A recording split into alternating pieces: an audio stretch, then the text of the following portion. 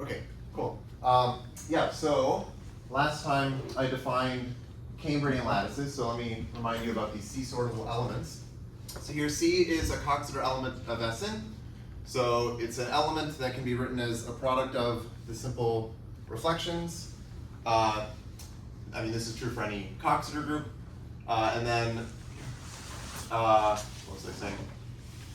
So in the case of the symmetric group, if I have one of these Coxeter elements C, then I'll define this delta sub C, which is some map from the integers from 2 to n minus 1 to just the set L comma R. And I define it so that delta C of I is R if and only if Si covers Si minus 1 in this fence poset that I was drawing that represents the Coxeter element. Right? So like an example was, I said if I have this kind of thing where this is like S1, S2, S3, S4, S5, S6, S7, S8. So this would be in the symmetric group capital S9.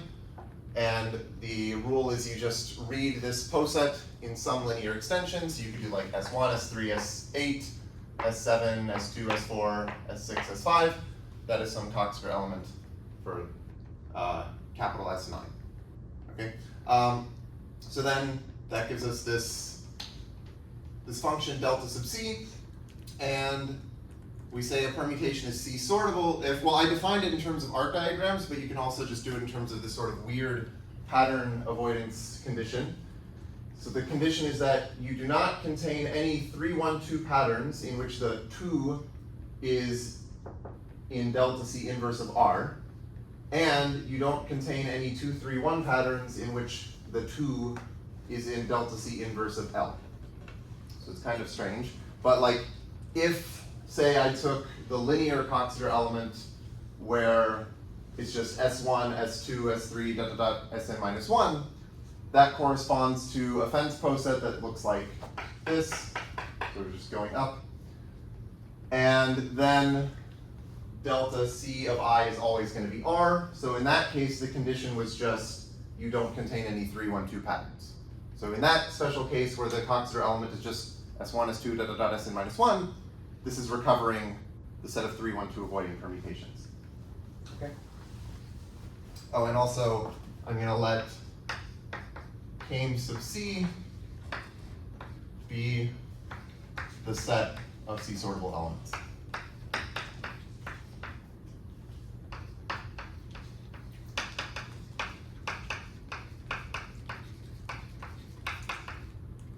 In Sn.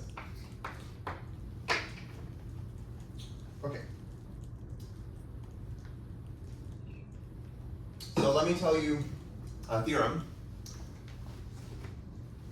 Okay, so these were introduced by Nathan Reading. Now they've been studied quite a bit more by various people. But in the original paper that Reading wrote, here's my white chalk. So he showed the following.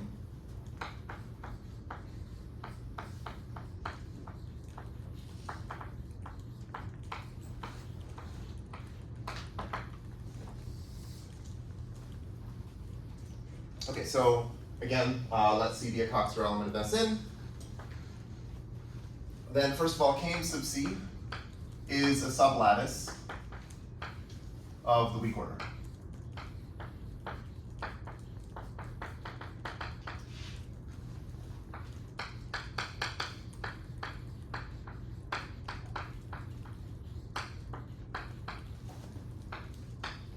Right, so this means it's a subposet that is actually a lattice, but also the meet operation and the join operation on this lattice are the same as in the entire weak order. Okay, also, so for every permutation W in Sn, if I look at the set, so I want to look at the set of C sortable elements that are less than or equal to W in the weak order. Okay, so this is the set of U in Cam sub C, such that U is less than or equal to W. And here the less than or equal to W is in the weak order. This set has a maximum element, which I'll denote by pi down of W. So you can think of pi down as some map that's going from Sn to Cam sub c. I should say Cam sub c is called a Cambrian lattice, which is why that's the notation. So then we have this map. So the map pi down from Sn to Cam sub c is a surjective lattice homomorphism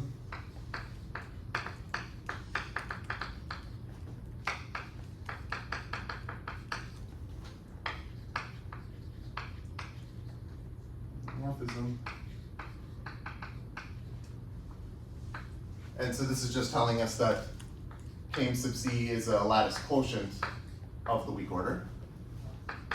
And okay, here when I write Sn, I'm meaning the weak order on Sn is a quotient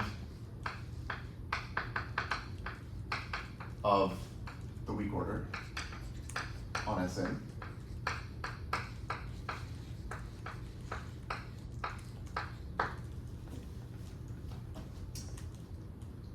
And okay, here's one other cool thing.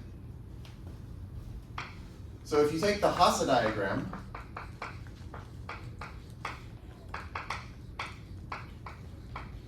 of Cam sub c and think about it as just a graph, this is isomorphic to the one skeleton, I'll say what this means in a second, of a simple polytope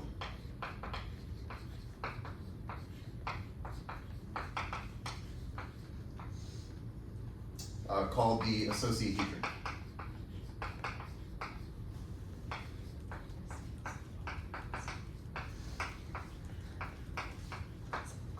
Okay, so let me say what this is meaning. So if you have a polytope, this is like some object in some Euclidean space. You can think of it as a convex hull of finitely many points. So this polytope, like in your head, you can imagine like a cube or octahedron or something in like a three-dimensional space, or you could have like a two-dimensional polytope, which is just a polygon. The one skeleton is just the graph that's made out of the vertices and the edges of this polytope, right? So like if I think about a cube, right? Like here's my cube in three-dimensional space. Well, it has these vertices, it has 1, 2, 3, 4, 5, 6, 7, 8 vertices, and then it has these edges. And so, like if I've drawn this so that it sort of looks like a cube in three-dimensional space, but I could just think like this is a graph. This is just a graph. And that's the one skeleton of the polytope. So what this is saying is that there's some very interesting polytope called an associahedron, and the one skeleton is the same thing as the Hasse diagram of this Cambrian lattice. And what's kind of interesting here is that this doesn't depend on C. So the associahedron is just some polytope that doesn't depend on which C we chose, but it turns out that no matter which C you choose, you always get the Hasse diagram being isomorphic to the one skeleton of this polytope. So for example, what this is saying is that the number of elements of Cam sub c doesn't depend on C. This is always going to be the Catalan number. So actually, let me record that. So in particular,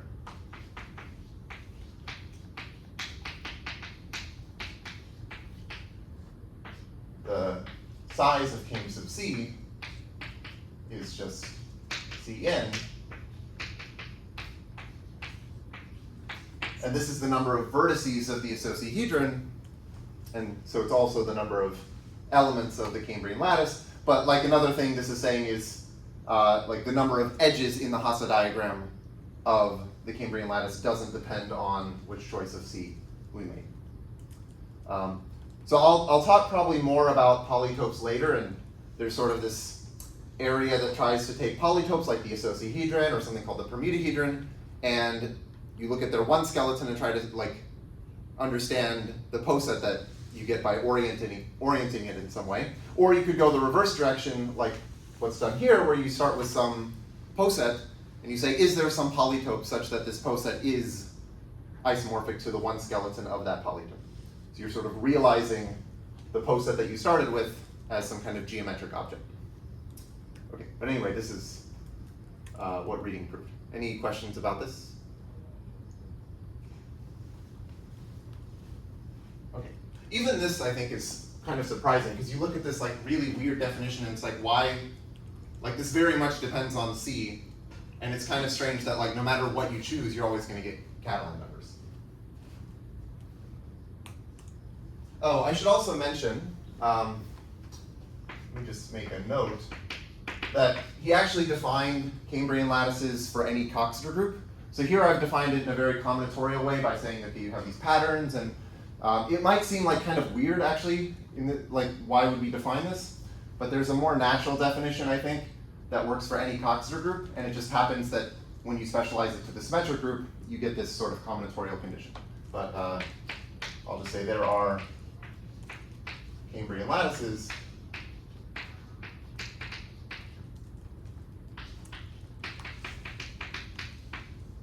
for other, let me just say finite Coxeter groups.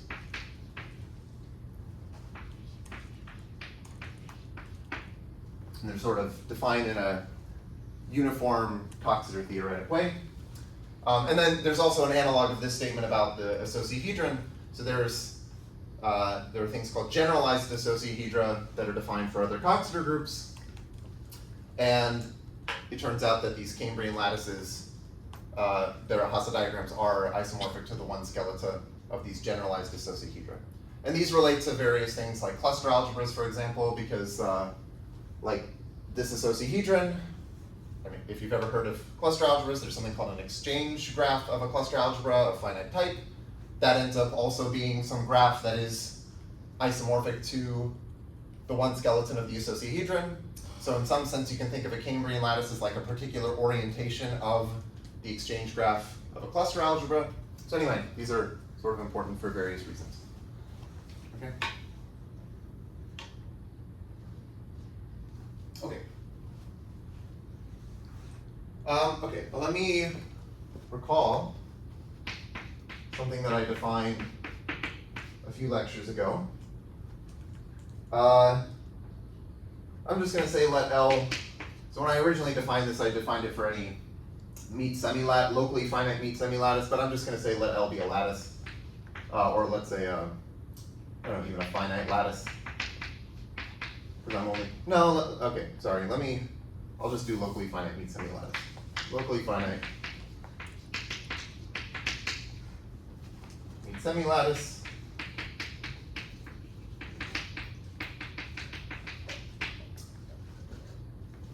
So there's this pop stack sorting, or pop stack operator, which I'll denote by pop.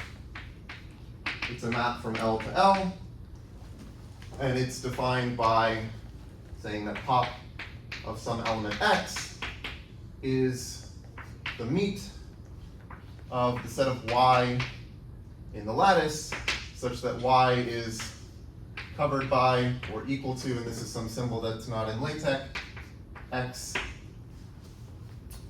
like that. Okay. And then the example, I think this is the same example as before. I have some lattice that looks like this. And pop is going to say, okay, to the top element, you take the meet of that element and the things covered by it. You actually only have to care about the elements covered by it, but their meet is this element here. And we have something like this. This goes here. This one goes here. And the bottom element is fixed. Okay. So I want to talk about what pop is doing on the weak order on Sn. Then I'll talk about Cambrian lattices as well. Let's see.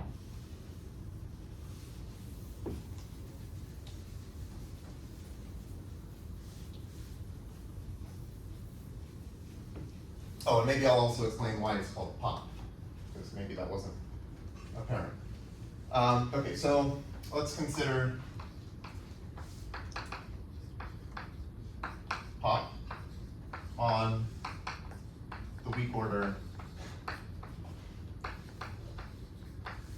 on Sn.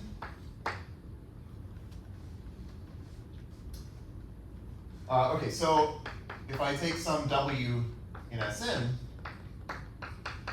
the elements covered by W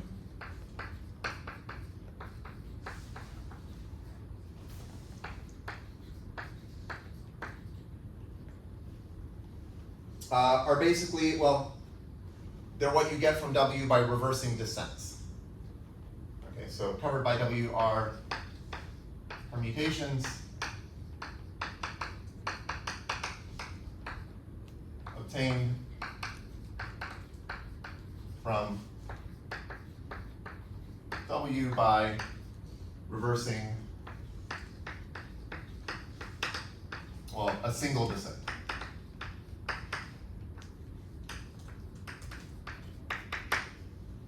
Okay.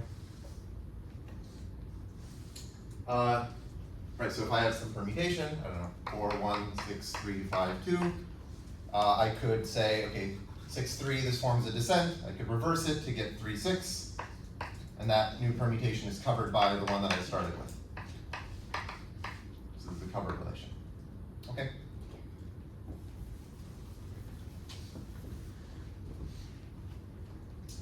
So a descending run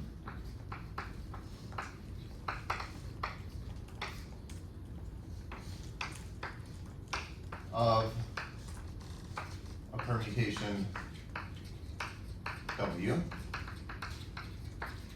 is just a maximal decreasing subsequence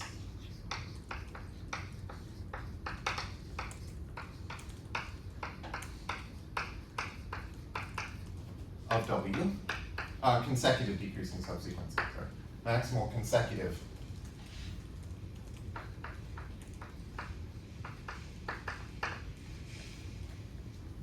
Okay, and I'll give an example in a second. And I'll just say, well, what pop of W does, or what it is, pop of W is obtained by just reversing all of these descending runs. By reversing the descending runs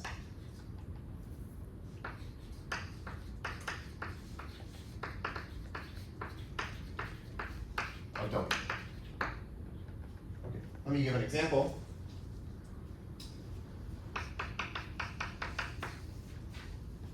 So let's say I took the permutation 5, 4, 2, 7, 8, 1, 9, 6, 3. Yeah. Okay, so the descending runs here are going to be, use a different color. They're going to be 5, 4, 2, because that's like a consecutive decreasing subsequence, but then after the 2 you go up to 7, so this descending run breaks. And then 7 is its own descending run just by itself. And then 8, 1 is a descending run, and then 9, 6, 3 is a descending run. So if I want to do pop to this, what this is going to end up doing is just reverse each one of these descending runs. So I'm left with, well, okay, the 5, 4, 2 becomes 2, 4, 5. The 7 just stays as 7. The 8, 1 becomes 1, 8. And the 9, 6, 3 becomes 3, 6, 9. Okay.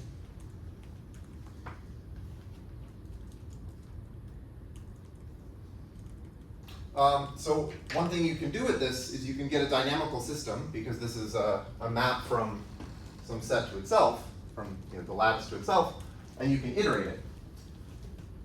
So let me just give an example of doing that.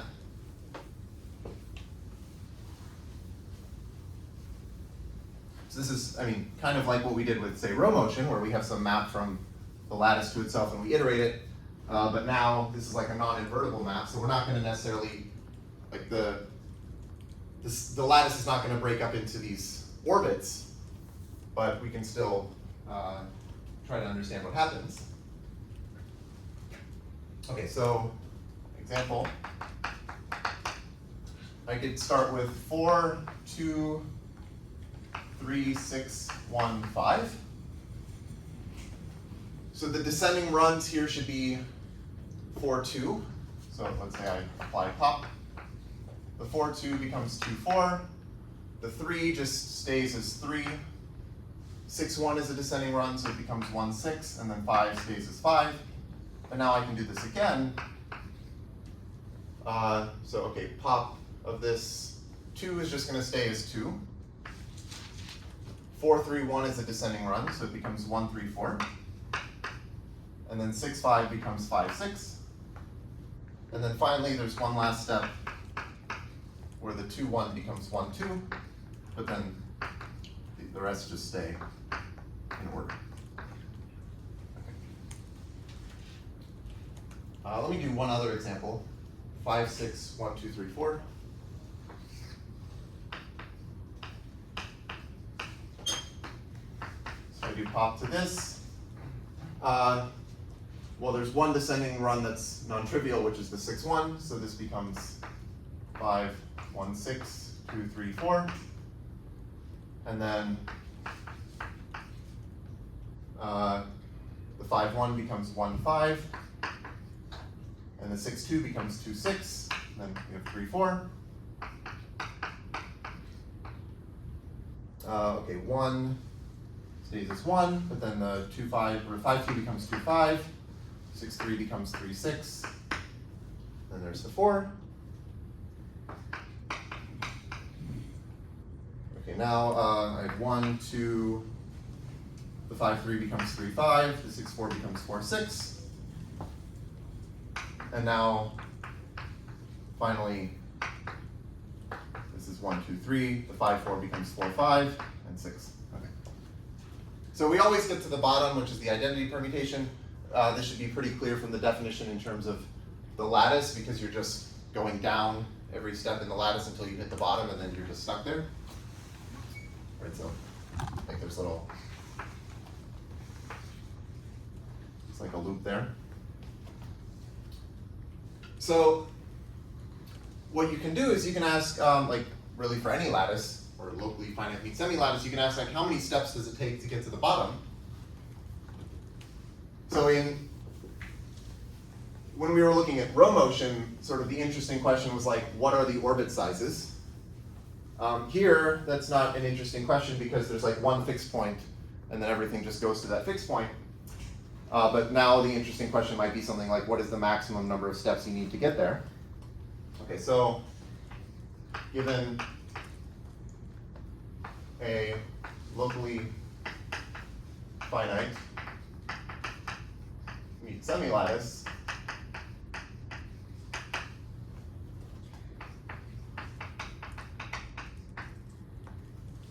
L, or L, with minimum element 0 hat.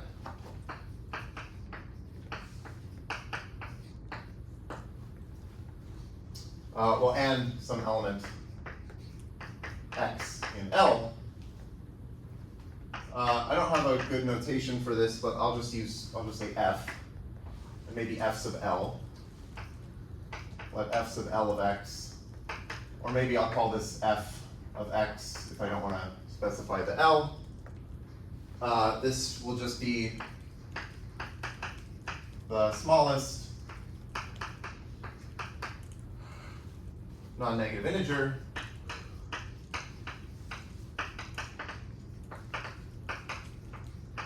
t such that if I do pop iterated t times applied to x, and I get to the bottom, 0 hat. Okay.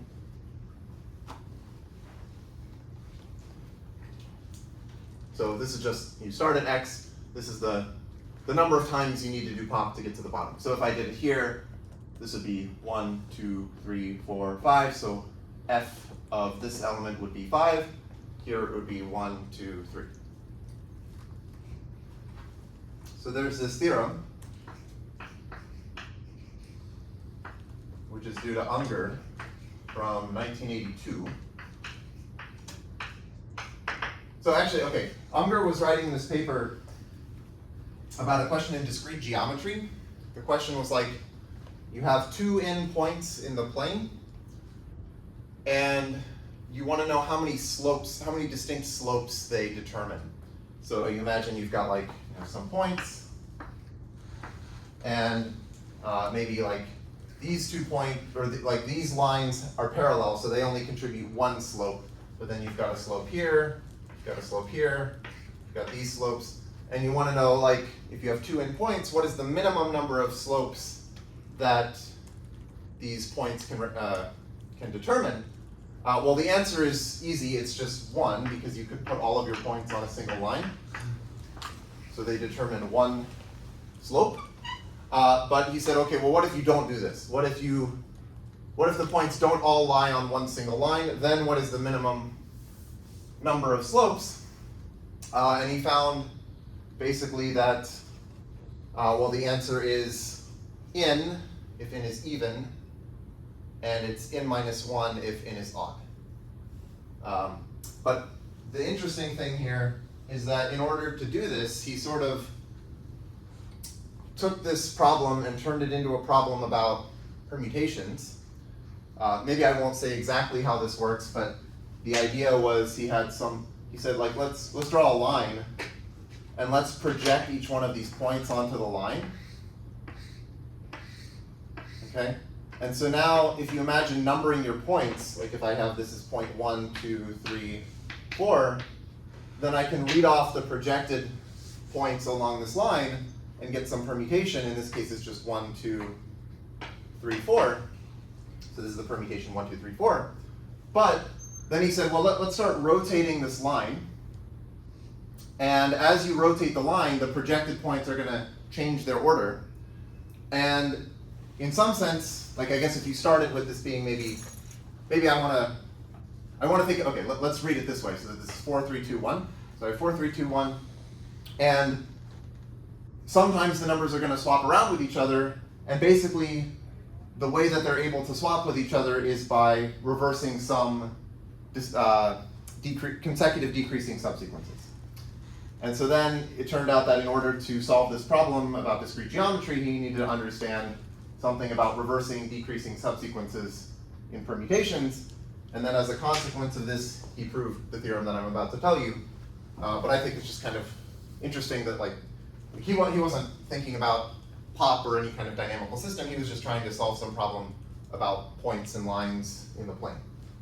But the theorem is that, well, the maximum over W in Sn of f of W, so the maximum number of iterations of pop needed to, you can think, sort a permutation in Sn is n minus 1. So as an example, here n is 6, and this is one permutation that actually requires 5 iterations to get to the identity permutation. But actually, this is the maximum. Like you won't find a permutation that requires 6 or more steps. And this is like not obvious, actually. This is, the proof is kind of involved. Well, I mean, it's not terrible, but it's kind of clever. Okay.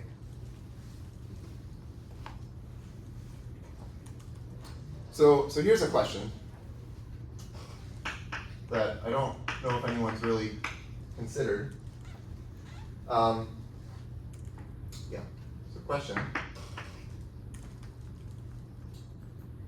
What is like the number of permutations that actually require the maximum number of steps.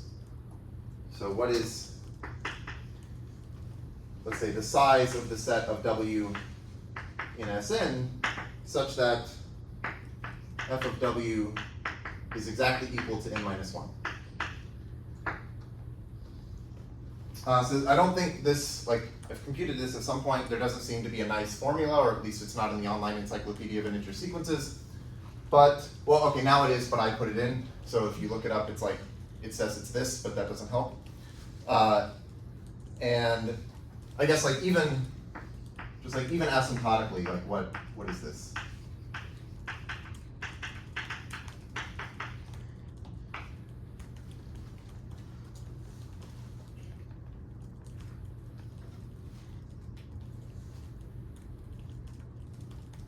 Okay, so here's another question. Actually, okay, I'll say this is a conjecture. So I wrote this down as a conjecture somewhere, although I don't know if I was like the first person to think about this, but I wrote it in some paper.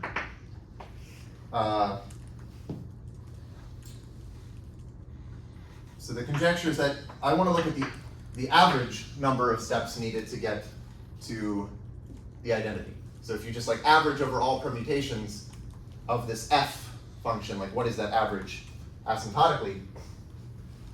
So the conjecture is that this, right, so this is like the average of the f function over all permutations, is basically n times 1 plus little o of 1, which just means it's asymptotically equal to n up to some error term. Yeah.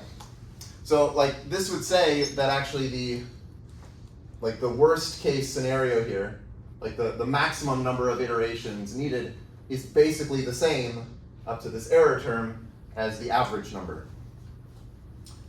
Let me show you. Yeah. Oh, and okay, I'll just mention, like, we know one inequality here. We know that this average is less than or equal to n times 1 plus little o of 1 because we know that the maximum is n minus 1. So the thing is trying to show a lower bound for this is hard. But let's see. Let me show you an animation that I made for this. No. Usually the opposite problem. Okay, there we go. Usually it's hard to get it to go up.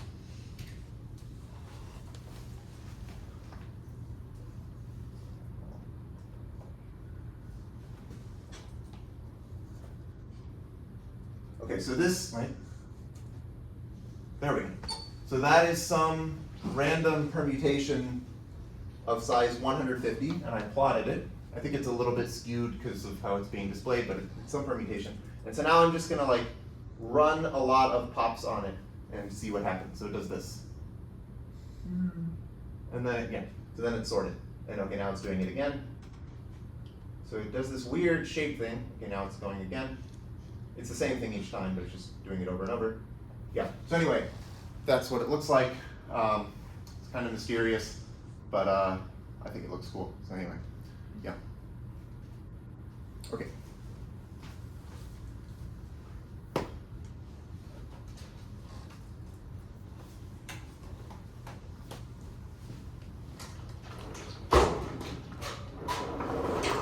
No. No.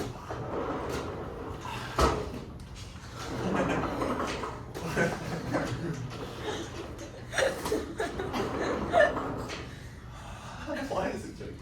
Oh! It like slowly goes up from there. Okay. Great. Wait, is this pop the same pop as like the pop stack sort of? Oh, I should have said that. Yeah. The reason it's called, yeah, that's a good question. The reason it's called pop is because in this case of the symmetric group, there is a data structure called a pop stack, and you can send a permutation sort of greedily through a pop stack, and it does exactly this. In fact, I can even just show you how this works. So a stack looks something like this. It's some data structure where like you're allowed to put numbers into this is the stack, or in this case it's a pop stack. So let's say I took my permutation like, I don't know which one, maybe one that is interesting. Probably doesn't matter. Okay, whatever, I'll just take this one. 1, 5, 2, 6, 3, 4. No, maybe I don't want to do that. Okay, let's do something that has, let's do 4, 6, 5, 2, 3, 1. Okay, there's a permutation.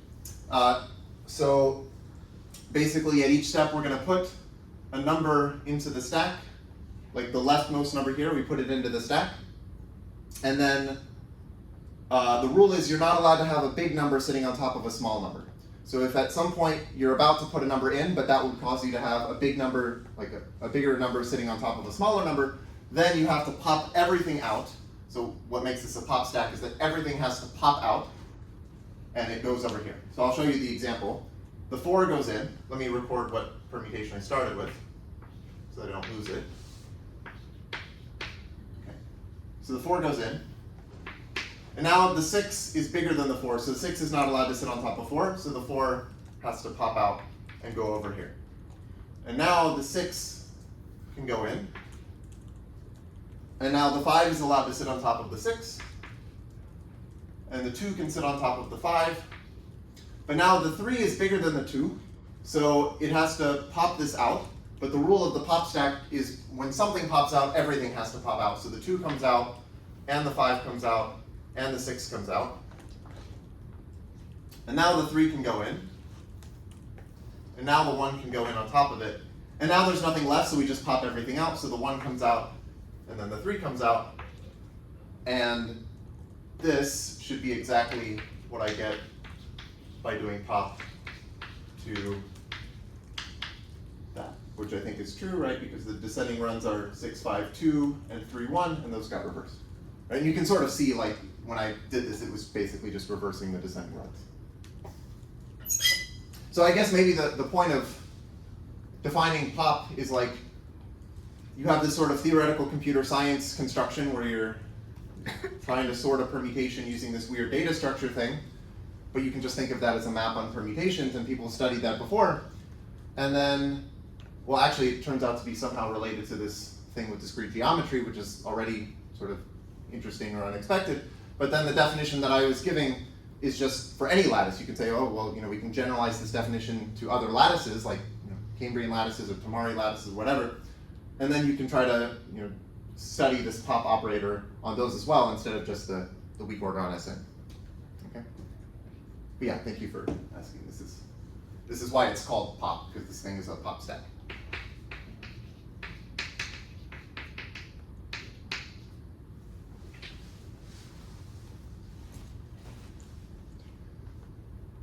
Oh, okay. I'll just mention a couple things about this conjecture. Maybe I'll do that here. Okay, so this is an exercise. You don't have to do it. I think I assigned it last year in my Coxeter groups class, and then people complained that it was kind of hard. But the exercise is that this average, 1 over n factorial, sum over w and Sn of f of w is at least 0.5 n times 1 plus little of 1. So it's like some lower bound, but it's like half of what we want. This, I don't think it's that bad.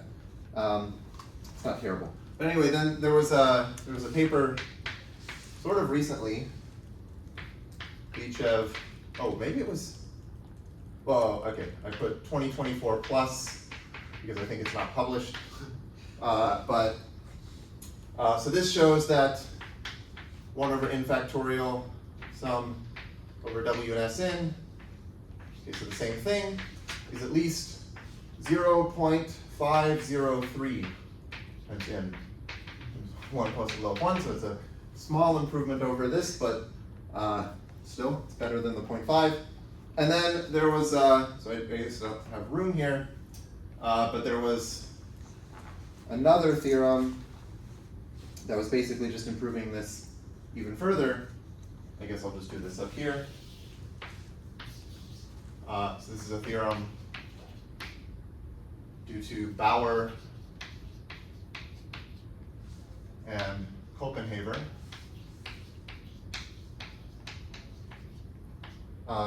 That I think is published now this year. And it says that this thing, 1 over n factorial sum w and s n f of w is at least 0.6 in 1 plus a little below 1. So still we don't know the conjecture, but now the gap is somewhere between 0.6 as the constant and 1 as the constant.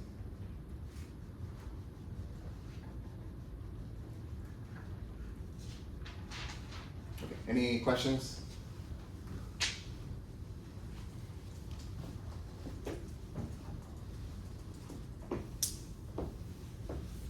Oh, I want to mention one other question that I also don't know if anyone's looked into this, at least too much. I haven't seen anyone write anything about this. So here's a problem.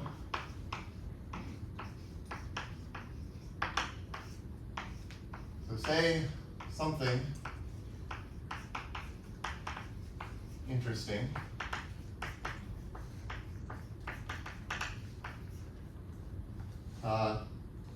about, well, and non-trivial.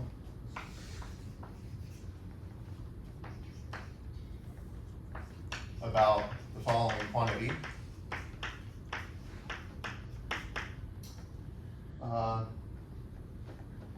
So I want to look at 1 over n factorial sum over w and s n of, I'll write this for the number of descents, so get the number of descents of pop of w.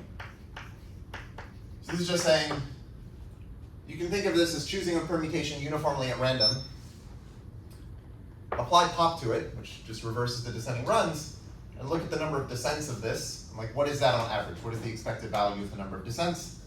And I don't know what this is.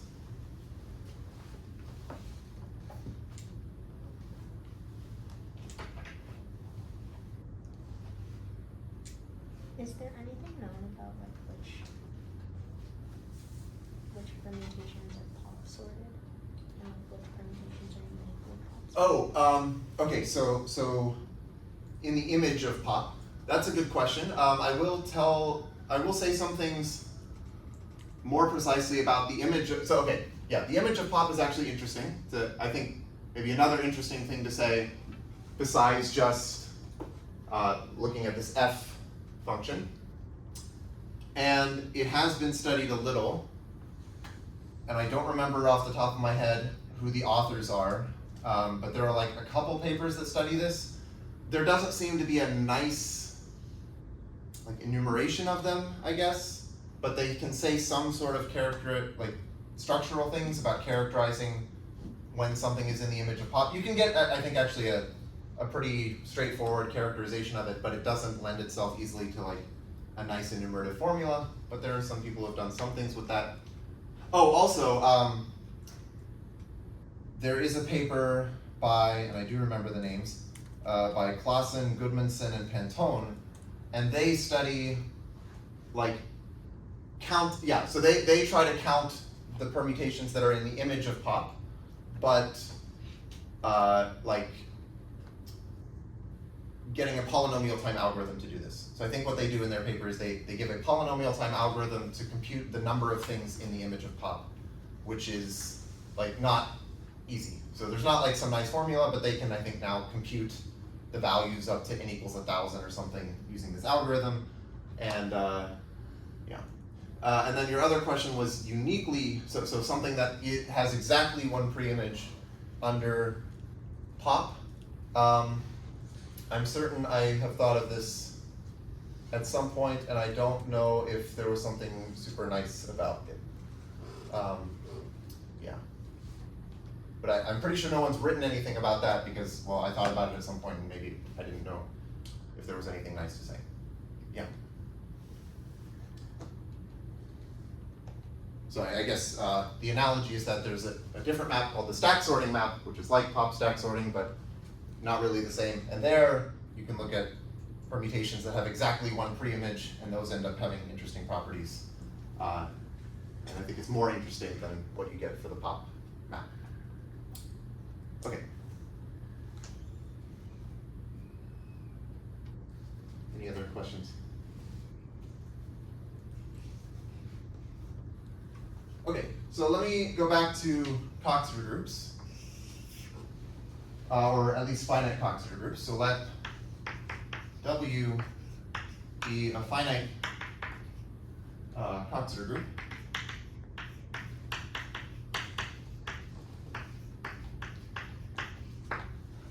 So there's this number, so there is an integer h, and I mentioned last time that the word Coxeter is overused in this area, and this is another example of that. This is called the Coxeter number of W. The Coxeter number of W. And it is such that, well, there are a couple different ways of thinking about it. One is that every Coxeter element, and remember, Coxeter element means that it's a product of the simple reflections where each simple reflection appears exactly once. So every Coxeter element has order, and by order I mean like in the group, like group theoretic order H. Yeah.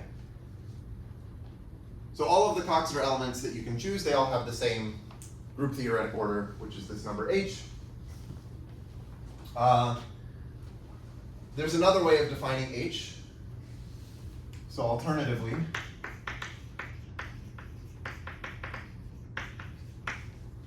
H is 2 times the number of reflections. So I don't know if I've used this notation, but T is the set of reflections, which is, again, the set of things that are conjugate to simple reflections. And then this is divided by the number of simple reflections, which is S. Okay. And so in particular, the Coxeter number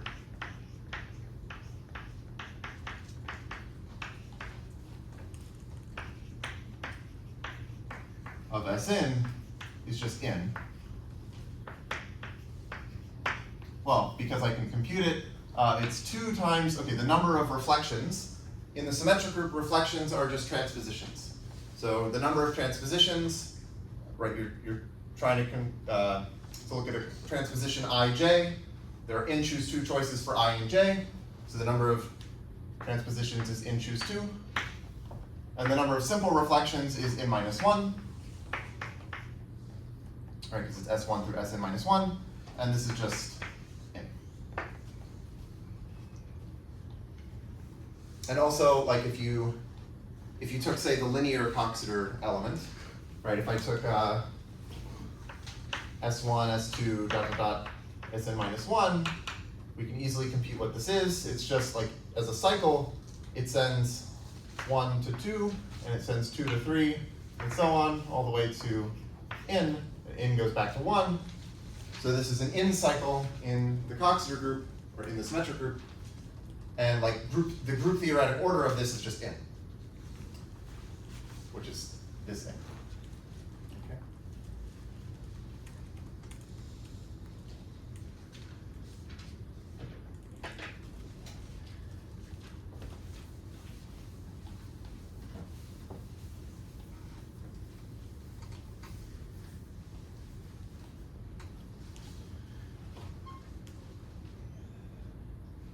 So, yeah, let me tell you a theorem that I proved a couple years ago.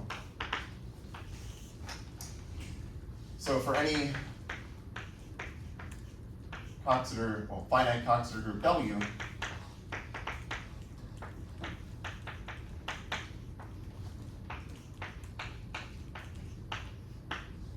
if you look at the max of this f of W over W in the Coxeter group, this is just h minus 1.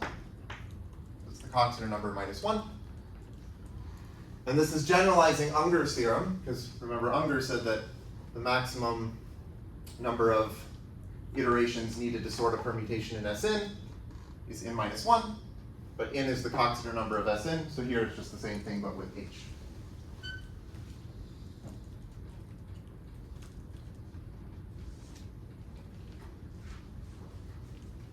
And I wanted to mention also, okay, so I'm mentioning a lot of open problems in this lecture, because there are a lot of things that are open here.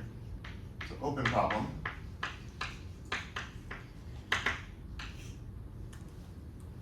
Well, basically just study pop on the weak order of an infinite Coxeter group. Study pop on the weak order of an infinite Coxeter group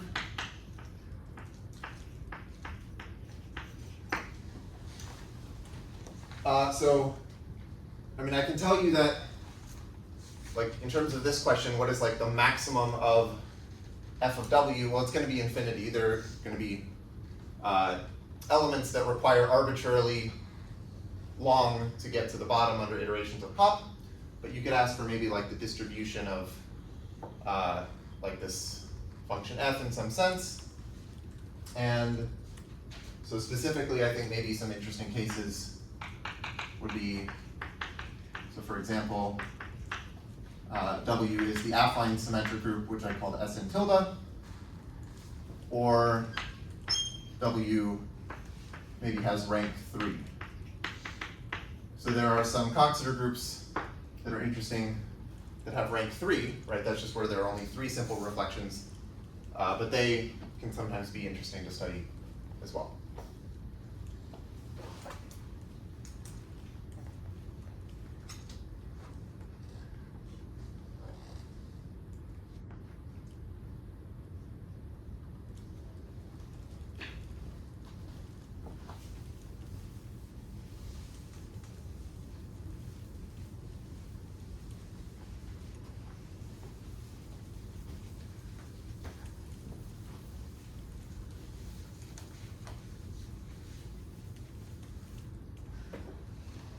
Okay.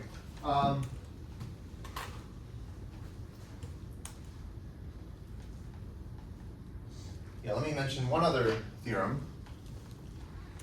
and then I'll mention an open problem again, and then I'll move on to something different, something, set partitions. Okay, so this is also a theorem recently that I proved with Emily Barnard and Eric Hansen.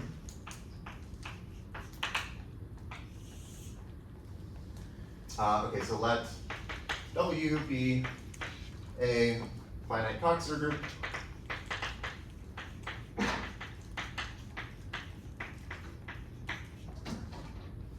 with Coxeter number h.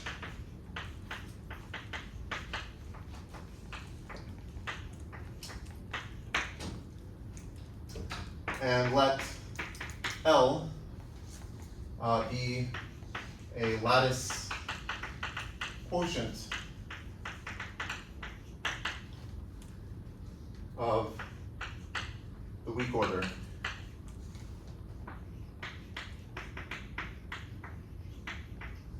on W.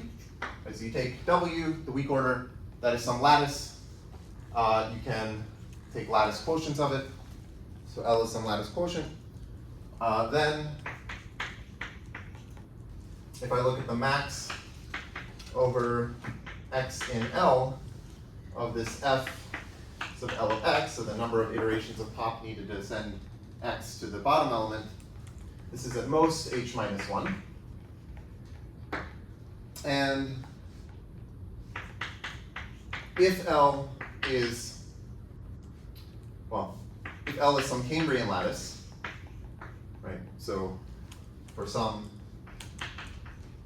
Coxeter element C,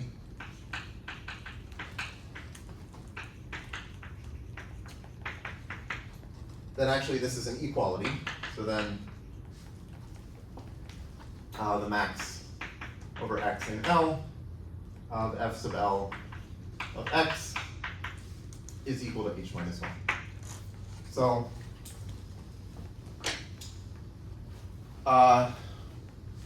So in particular, if you look at the Tamari lattice, for example, the Tamari lattice is a Cambrian lattice for the symmetric group Sn, and so this is saying that the maximum number of iterations of pop needed to send an element of the Tamari lattice to the bottom is n minus 1, because in the case of the symmetric group, the Coxeter number is n. But this is also true for any C that you pick, it's always going to be the same maximum here.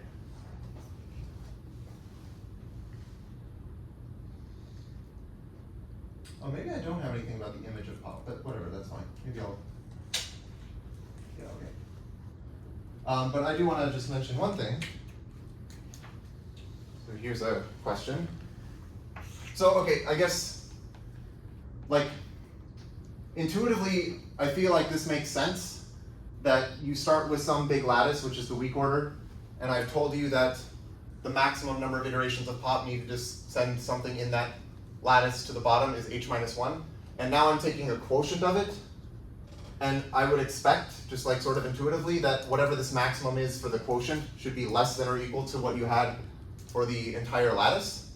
So like this feels very not surprising, but I don't know how to prove this like just generally for lattices. So this is like a question.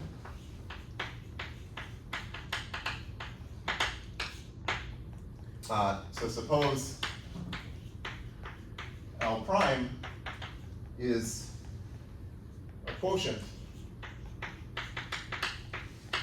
of a finite lattice L. Is it true, is it necessarily true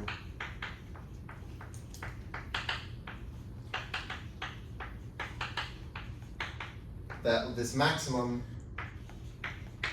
over x in L prime of f sub L prime of x is less than or equal to the max, let's say, over y in L of f sub L of y.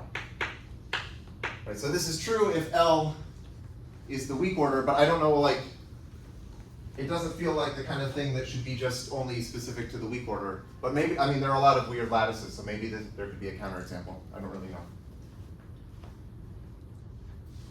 Okay.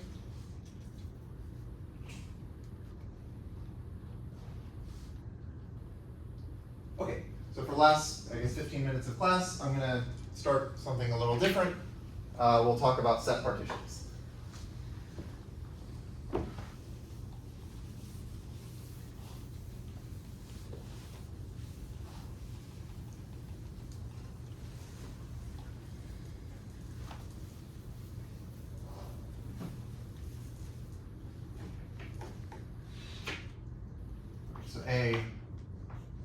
Sometimes I'll just say partition, but it's a set partition of some set. Well, you could do this for any set, but let's just say a finite set of a finite set X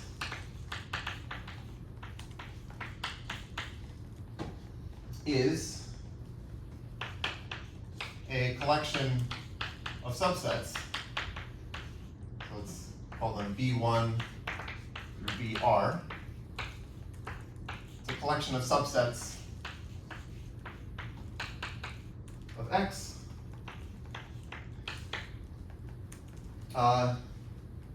that are, well, let me say disjoint subsets. Disjoint subsets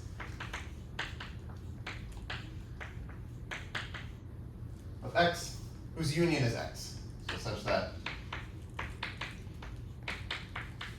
B1 union dot union BR is just all of X. Okay, so you're just partitioning the set X into these subsets, and these subsets are called blocks. So the sets B1 through BR are called blocks.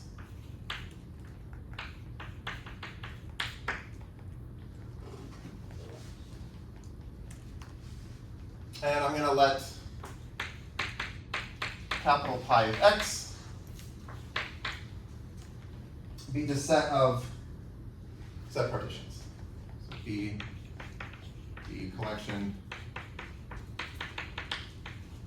of partitions of X.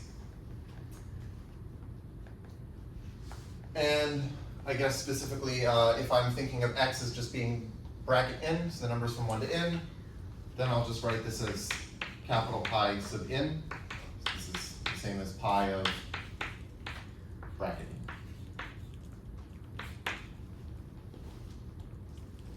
n.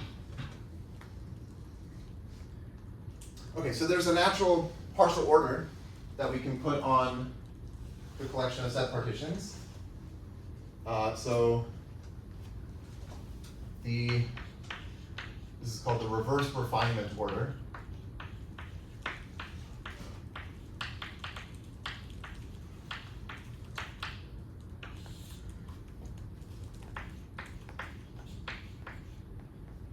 The reverse refinement order on the set of set partitions of X is the partial order,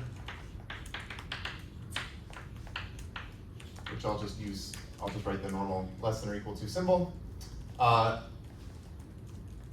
defined so that a set partition rho is less than or equal to a set partition rho prime if and only if every block of rho is contained in a block of rho prime. Every block of rho is contained in a block of rho prime. So in other words, this is if I can get from rho to rho prime by just merging some of the blocks together.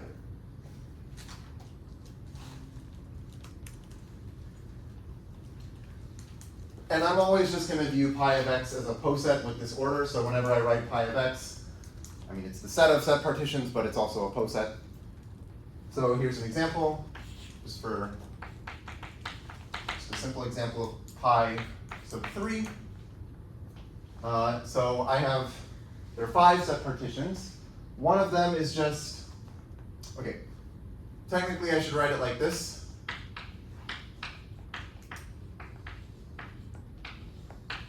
So it's the set consisting of the singleton set 1, the singleton set 2, the singleton set 3. This is kind of annoying to write because of all the set brackets, so I'm just going to write this as 1 bar 2 bar 3. So representing that these are my different blocks, and this is like the singleton set 1, the singleton set 2, the singleton set 3. And then there's also this one, 1 2 bar 3, so that's where I have one block containing 1 and 2, and one block containing just 3. That is above this. Maybe I should use a different color for the order or the cover relations. And then I'll have some here. So this will be 1 3 bar 2. And this will be let's say 1 bar 2 3. And then at the top, well, there's just everything in a single block. 1 2 3. And that's bigger than these. Okay. Oh, interesting. So I made these notes actually a while ago, and then I just go through them. But I forgot I actually wrote down pi 4, so we can do pi 4.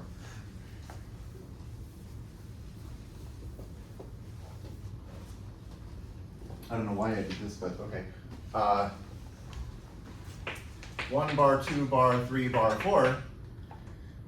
Okay, so now here we're going to have 1, 2, bar 3, bar 4, and 1, 3, bar 2, bar 4, and 1, 4, bar 2, bar 3. Okay, let me move this one over.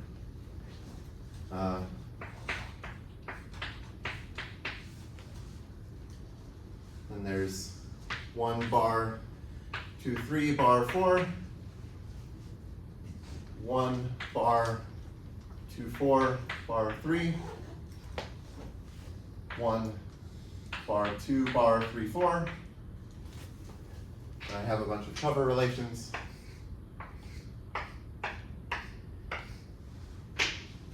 Okay, then there's 1, 2, 3, bar 4, and there's 1, 2, 4, bar 3. There's 1, 3, 4, bar 2. There's 1, 2, bar 3, 4. There's 1, 2, bar, 1, 3, bar 2, 4. And 1, 4, bar 2, 3. I think, do I have the right number? I'm missing one.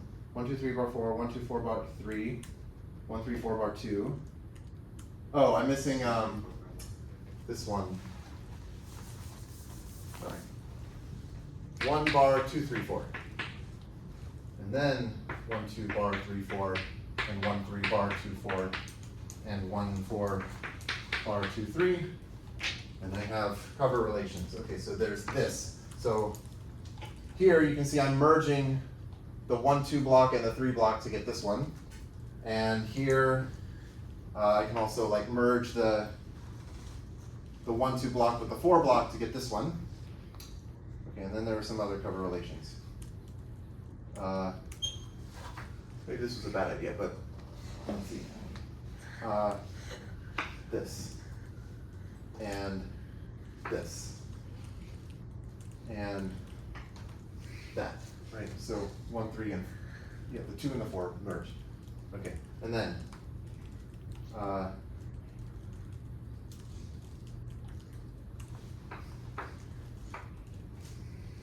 there. And this.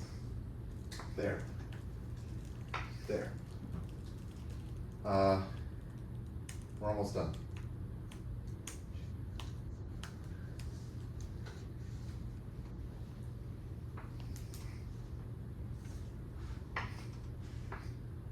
Okay, and then there's like this. I'll just do it. Okay, you can merge the 1 and the 2, right, to get this. You can merge the 1 and the 3, 4 to get this. And then you can merge the 2 with the 3, 4. No, yes, you get this one. There, great, okay. Looks wonderful. And then at the top there's 1, 2, 3, 4. Yeah, so that's pi 4. Okay, good. Also, maybe I can just write this here. So we can also think of a set partition as just an equivalence relation on the set. This is just an equivalent way of thinking about it. So given rho in pi of x, let's define some relation squiggle twiddle sub rho. So let this be the equivalence relation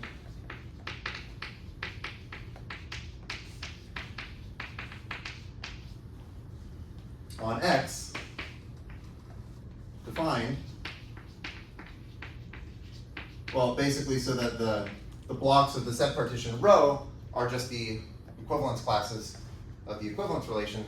So we're defining it so that an element x is equivalent to an element x prime if and only if there exists some block B in the set partition rho such that x and x prime are both in B. Okay.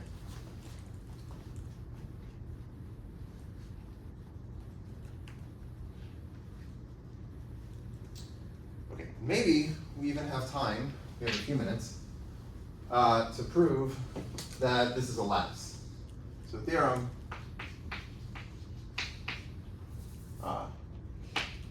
phi of x is a lattice.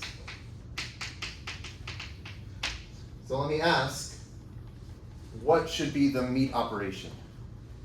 So if I have rho and rho prime in pi of x,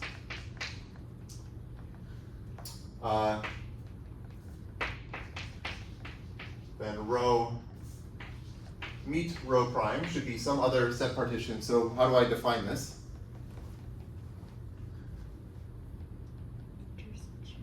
Yeah, intersection in the sense that, so it's called the common refinement of rho and rho prime. So, okay, this is the common refinement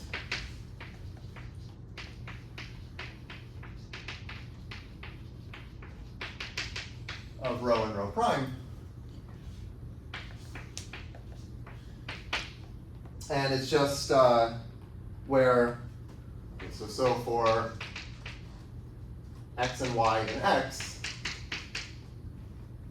we have that x is in the same equivalence relation for rho meet rho prime as y, if and only if, so like they're in the same block of the meet, if and only if they are in the same block in rho, and they're in the same block in rho prime. Okay? So, well, this defines the meet operation, but then we have this lemma which says that if you have a finite poset and it has a maximum element and you can take meets, then actually it has to be a lattice. So here we know, well, this obviously has a maximum element, it's just the set partition where there's one block containing everything. You can also write down what the join is, like it's basically just like, so it would be this, it's basically the same thing that I wrote here for join, except this and becomes an or. Okay. So two elements are in the same block in the join of rho and rho prime if and only if they're in the same block of rho or they're in the same block of rho prime. Okay. So I think that is all for today.